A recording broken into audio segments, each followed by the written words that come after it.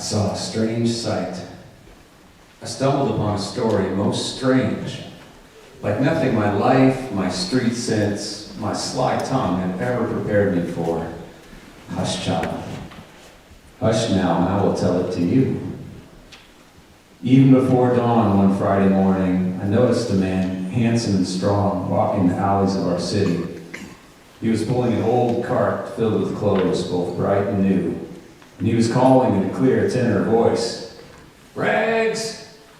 Rags! New rags for old! I take your tired rags! Rags!" Now this is a wonder, I thought to myself. For the man stood 6 feet 2, and his arms were like tree limbs, hard and muscular, and his eyes flashed intelligence. Could he find no better job than this, to be a rag man in the inner city? I followed him. My curiosity drove me, and I wasn't disappointed. Soon the rag man saw a woman sitting on her back porch. She was sobbing into a handkerchief, sighing and shedding 1,000 tears. Her knees and elbows made a sad X. Her shoulders shook. Her heart was breaking. The rag man stopped his cart. Quietly he walked to the woman, stepping over tin cans, dead toys, and dirty old diapers. "Give me a rag," he said so gently, "and I'll give you another." He slipped the handkerchief from her eyes. She looked up, and he laid across her palm a linen cloth so clean and new that it shined. She blinked from the gift to the giver. Then, as he began to pull his cart again, the ragman did a strange thing. He put her handkerchief to his own face, and then he began to weep, to sob as grievously as she had done, his shoulders shaking. Yet she was left without a tear. "This is a wonder," I breathed to myself, and I followed the sobbing ragman like a child who cannot turn away from mystery. "Rags! Rags! New rags for old!" he cried. In a little while, when the sky showed gray behind the rooftops and I could see the shredded curtains hanging out black windows, the ragman came upon a girl whose head was wrapped in a bandage, whose eyes were empty. Blood soaked her bandage. A single line of blood ran down her cheek. Now the ragman looked upon his child with pity, and he drew a lovely cap from his cart. "Give me your rag," he said, tracing his own line on her cheek, "and I'll give you mine." The child could only gaze at him while he loosened the bandage, removed it,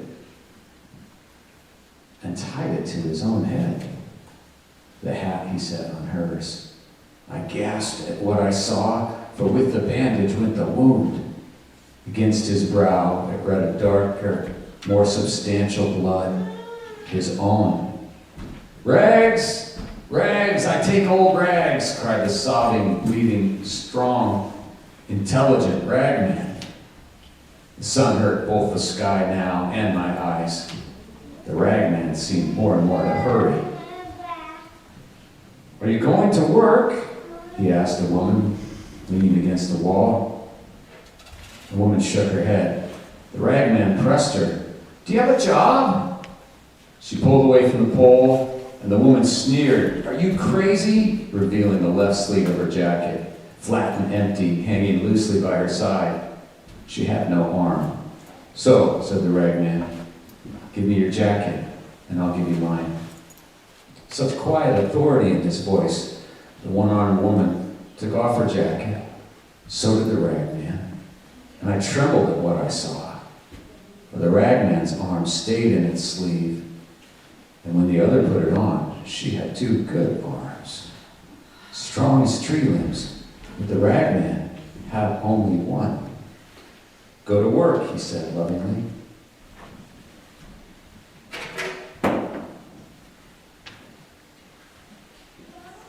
After that, he found a trunk. Staggering beneath an army blanket, an old man hunched, wizened and sick. The ragman, he took that blanket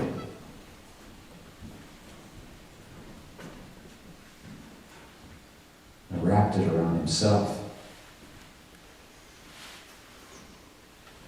But for the drunk, he gave made new clothes.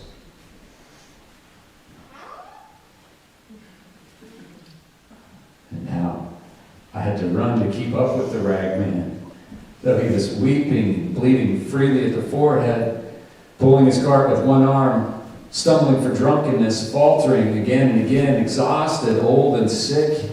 Yet he went with terrible speed.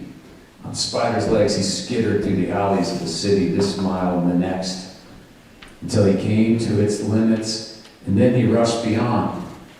I wept to see the change in this man. I hurt to see his sorrow, and yet I needed to see where he was going in such a haste, perhaps to know what drove him so. The little old rag man, he came to a landfill. He came to the garbage pits.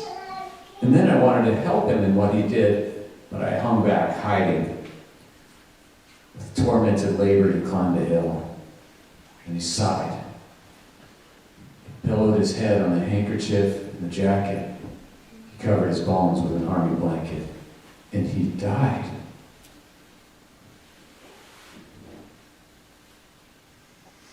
Oh, how I cried to witness that death. I stomped and wailed. I cursed and mourned as one who has no hope, because I had come to love the rag man. Every other face had faded in the wonder of this man, and I cherished him, but he died. I sobbed myself to sleep. I did not know. How could I know that I slept through Friday night and Saturday and its night too? But then, on Sunday morning, I was wakened by a violence. Light, pure, hard, demanding light slammed against my sour face, and I blinked, and I looked, and I saw the last and first wonder of all. There was the rag man, folding the blanket most carefully, his scar on his forehead, alive. Besides that, healthy. There was no sign of sorrow, of age, and all the rags that he gathered shined for cleanliness. Well, I lowered my head, and trembling for all that I had seen, I myself walked up to the rag man. I told him my name with shame, for I was a sorry figure next to him. And I took off my clothes in that place, and I said to him with deep yearning in my voice, "Dress me." He dressed me. My Lord, he put new rags on me, and I am a wonder beside him. The rag man, the Christ.